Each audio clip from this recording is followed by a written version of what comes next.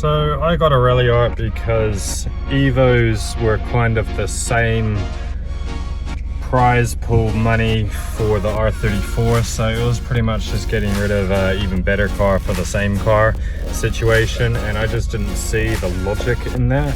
Whereas this was almost a third of the cost of an Evo, but it has all the guts and glory that an Evo 10 and 9 have, because it's kind of a mix. It's a hybrid between the two, and a lot of people just think, oh nah, they're just a base variant with nothing fancy, but they're rocking the exact same motor, just with an intake and exhaust difference. The only differences you'll get is with the intake, slightly different and larger, and then the exhaust, you've got a twin scroll TD05 on the Evo, but on the Ralliart you've got a single scroll TD04. So you've just got a tinier turbo, smaller turbo. But essentially the engine, the compression ratio, the internals, everything that's in this engine is exactly the same as an Evo 10. So you'll find a lot of Evo 10 people who burn out their engines. They will be getting direct replacements from Ralliarts because it is a hell of a lot cheaper than buying a whole nother Evo 10 just to get some parts. So yeah, like, you know, owning this car, you know, it's a bit hard going from manual to a Tiptronic, but the dual clutch SST definitely makes it a lot sportier, a lot quicker. This by far is way faster than any manual transmission I have driven. You chuck it up into sport mode, and tucked away behind the boost gauge there, you see how it says normal under the part, and now it says sport. Now sport mode just makes it a lot more bitier on your clutch system in the transmission, so you get less throttle lag and more response. It also increases a lot of the fuel output and various other things that we won't get into with this video. You have the info button on the side here. This just changes all your relevant information. My ABS module is actually on its way out, so I've got a replacement. So I'll be making a video of chucking in a new ABS system, but we'll have to do that at the workshop because I need to bleed the brakes while I do that, so I need my hoist. So we'll be doing that some other time down the line. Relatively easy job. Just unbolt it, catch all the fluid, rebolt it, bleed the system, and it should be a direct plug-in replacement, so I shouldn't have to do anything funky with an ECU or a tablet and program it all. We've got our basic AC controls, and as I'm aware, the interior of this car is pretty much bang smack on the same as Evo. You might just have different colored trims. I really do like the Ralliart because it's got this nice like crisscross carbon sort of style to it, aesthetic to it. The seats, however, are very meek and bland.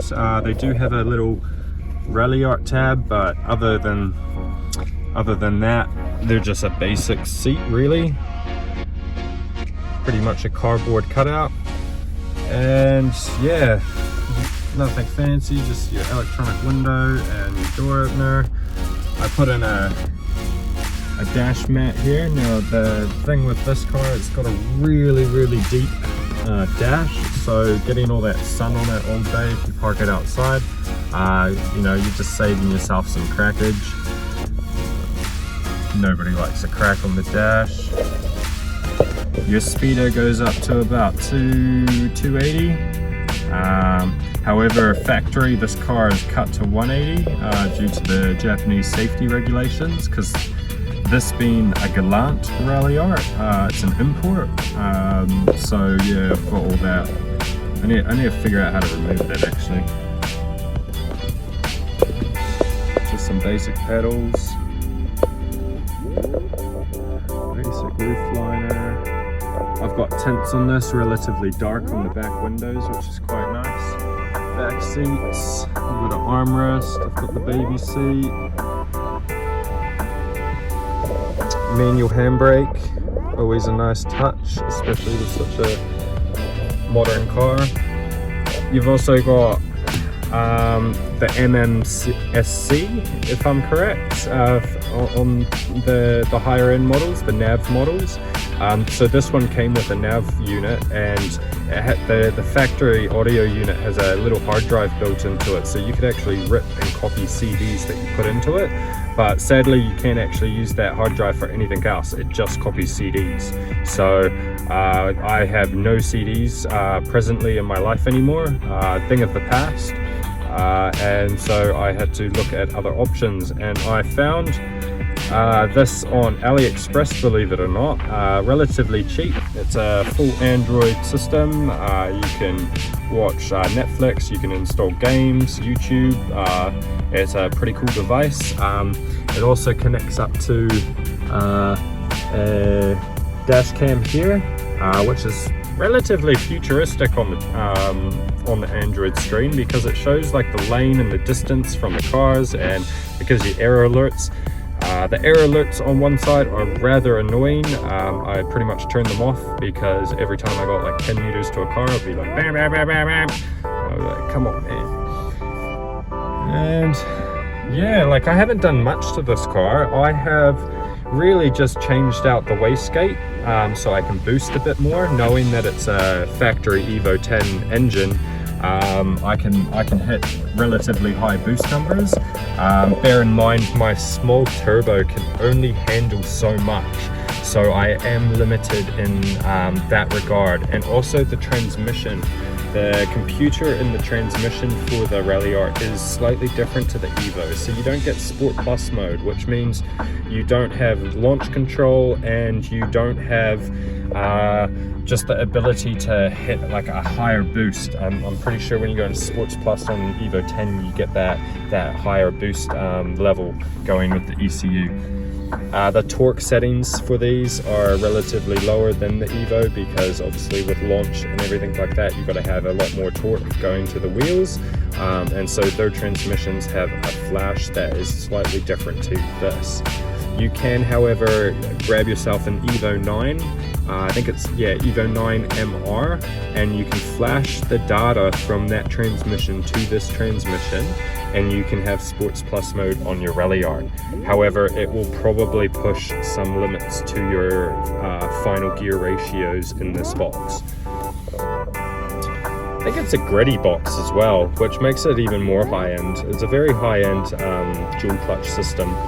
Runs a bit piss poor when you're on normal mode and you're just running around the streets, but when you really open it up and go down the highway and everything like that, it just sings. So it's a pretty good transmission. I just miss using my manual leg, so that's why that Lancer VXR that we've got is a manual. It just fills a crave. I think I've been shaking this leg more actually. Like, you know, when you're at the computer desk and you're just like, oh, I need a coffee, I need a snack, something. Yeah, it's craving a manual, it's craving a clutch. It's got some little rubber mats that fit in the doors.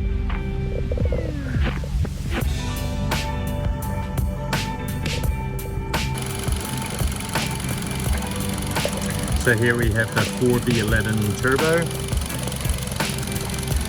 Down there you've got your little TD04 turbo in the manifold. The heat shield's been removed. Got my custom piping, my custom AMS intake. My Evo 10 intercooler is down below. Alloy pipes. GFB wastegate. GFB blow off. That's pretty standard, haven't done much. Relocated the battery to the boot, and I've got the positive here, so I need to find some way to route it to go tucked up there, but at the moment it's pretty safe there.